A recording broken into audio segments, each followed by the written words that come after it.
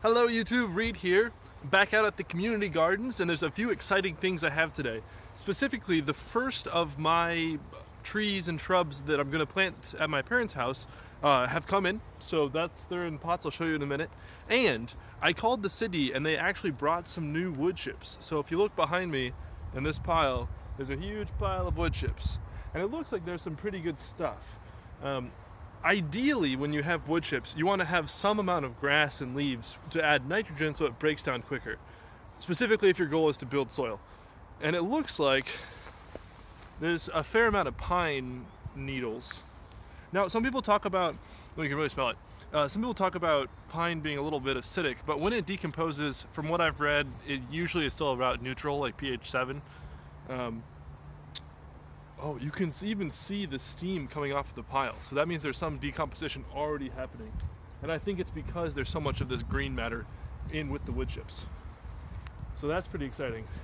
So I'm gonna go ahead and start doing some wheelbarrow fulls of wood chips, reline the paths, get it maybe on the perimeter of the garden, and put it wherever I think I need it. So pretty exciting on this Friday afternoon. A little bit dreary of a day, but if you're wearing orange goggles, then everything looks nice and warm. So let me show you inside and show you the plants. I have a lot of new ideas for videos coming up. Haven't been able to put too many of them, actually work on too many of them, but I have a lot of good ideas.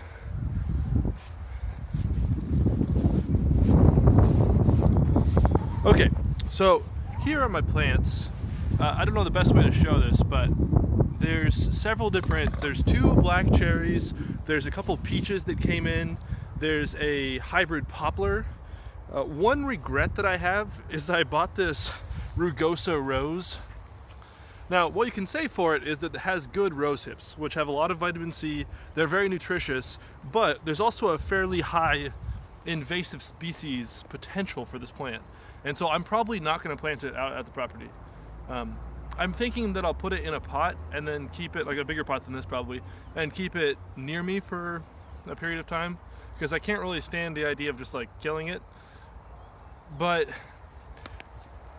at my parents' place, there's already a lot of multiflora rose.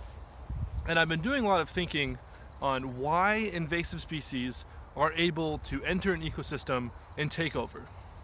And I'll do a whole video on that coming up, but I have a lot of thoughts. And I think the primary thing is there was a disturbance to the system and there aren't the herbivores that there need to be to properly manage it. But I'll get into more of that later. The more the story is, I probably should have done more research before I bought this plant, and I'm not gonna bring it down because it's too vigorous. But the rest of the plants I'm very excited for. I've also got a few grafted apples that Dan, I don't know his last name, from the Seed Savers came down and showed us how to graft apples out at the Iowa Arboretum. So this is a grafted apple that I made, and you can see the rootstock down at the bottom, and then I think this is a Liberty apple at the top. I forget, I actually did make name tags for them, but they seem to have fallen off in my fridge. But yeah, so that's what I have so far, and there's a lot more coming. That's why I built this bed, and then I have more pots. The pots will be easier just because then I can bring them down to the land when I'm ready. And yeah, so that's what I'm going to do today, and good to check in with you, and I'll see you later. Bye-bye.